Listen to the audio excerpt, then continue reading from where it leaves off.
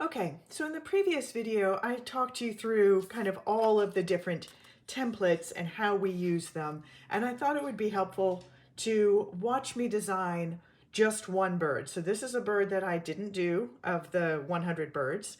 Um, it's a lazuli bunting. And I'm just gonna kind of show you the steps that I would go through. And this is one that I think there's actually a couple of different ways that you can do it.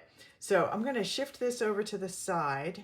Hopefully that glare will still be, you'll still be able to see it.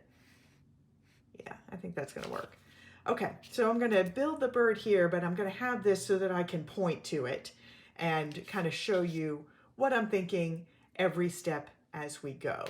So I'm going to start out trying this guy with a white body, because I've got the white belly. So I'm going to assume that we're laying down the belly, and I'm going to build everything else around that. So his head, he's blue on his back and on his head. So I'm going to use the back head throat piece on there. He's got just kind of a normal tail. There's nothing, not especially long, not especially short. So I'm just going to tuck a normal tail in there. We're not too worried about the tail, so I'm going to let that hide underneath my tablet. And he's got a fat, finchy kind of beak. So I'm going to use a fat beak piece. His beak is black. It also looks kind of just very dark gray. So I think I would look for a really dark gray fabric for that. And he's got just normal legs. So I'm going to just go ahead and tuck a couple of legs under there, but they're not especially long or especially short. So I'm just going to tuck those in there. So the main thing we're really worried about are these body markings. That's where things can get kind of confusing. So we've got a white belly now. We've got a blue head and back. And we need to get this kind of pumpkin colored patch on his chest. So I thought about the chest throat piece, but if you look at it, this piece slopes down away from his chest, but in the actual photo, it slopes the other direction. So I'm not going to use that one. Instead, I'm going to use the bandana piece because that slopes the direction that I want it to.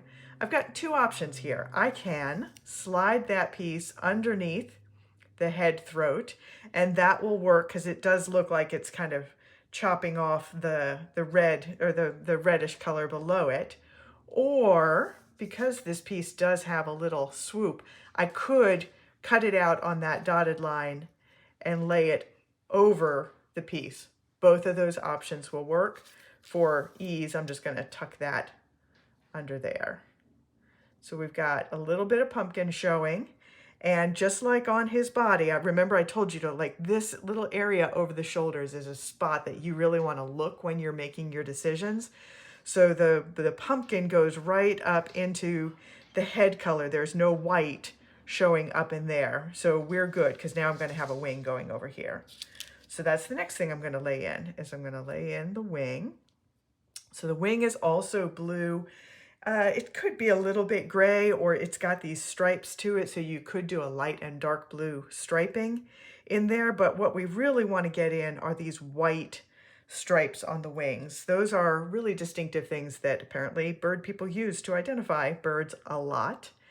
So it's got a bigger stripe at the top. So I'm going to use just a regular stripe. That's my fat stripe. And then I'm going to use the long stripe piece to get a second narrower and longer strip in there. And then he's got a little bit of black around his eyes.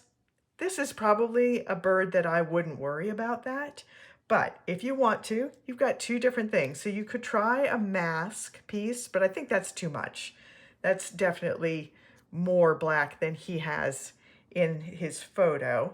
So instead, I'm going to use just a little drop piece, and I'm going to just run that right up to the top of his beak. And then I've lost my itty bitty eye piece, but I would lay the eye kind of on the round part of that drop so it all kind of blends in together. So that's one way to do this. That's a pretty good representation of this bird, assuming he didn't have an eye. But I wanted to show you a couple of other things too. One, as I remembered, I pulled out the hood piece, and I just wanted to show you why the hood does not work, even though it looks like he's wearing a hood. The hood piece just barely comes below the beak, and his blue comes quite a bit further down. So that's why I went with this head throat piece. But I'm going to show you one other option here. So let's take these guys off. So that one worked. We can totally use all of those pieces, but here's a totally different way to approach it. Let's start with a blue body, because he's got a blue tail, he's got a blue back, he's got a blue head. So we're going to start with a blue body, and I could do this all of blue that I like, but I'm noticing that his back and shoulder are kind of a lighter grayish blue, and his head is just a really vibrant blue. I would look at some other photos of him to see if that's just his shoulder is kind of pulled up, or if his back really is that vibrant. But let's assume that his back is a little duller blue, like it seems in this picture, and I really want to highlight that he's got that brilliant, brilliant blue head. So I've got a blue body, and then I'm going to add a different blue hood and neck over it. And that's going to get, so that vibrant blue is going to go right back down to the back of his shoulders and down onto his chest. But now I need to get the white belly in there. So I'm going to put the neck to tail, because his belly color goes all the way down to his tail. And it goes up underneath, because that blue comes down. And now I still need to get the orange in, and I'm going to use the same piece, get that bandana piece in here.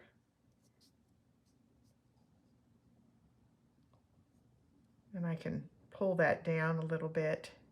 This is a piece that you can really slide up or down the curve of the body to get that patch where you want it. I'm going to put it right about there.